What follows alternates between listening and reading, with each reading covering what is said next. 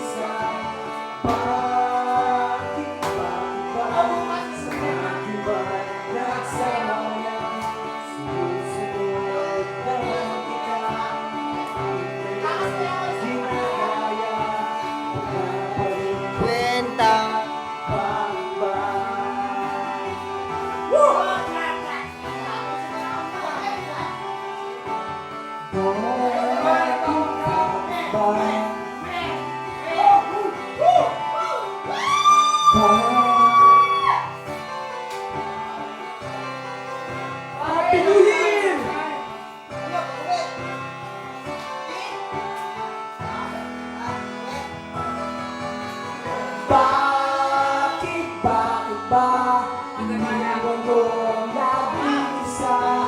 Bakit ba sa aking bahay nagsawa na? Sinusunod naman kita kahit ano kinakaya, wala pa rin kwenta. Bakit ba iniwan mo nag-iisa? Bakit ba sa aking bahay nagsawa na? Sinusunod naman kita kahit ano kinakaya, wala pa rin kwenta. Bakit ba? Nagpapisa na to sa aking makinig. Magkakalang asawa namin na nakakatulig. Kapag inuutosan kami na mga ng bata, ang sabi ko sa kanya, teka muna.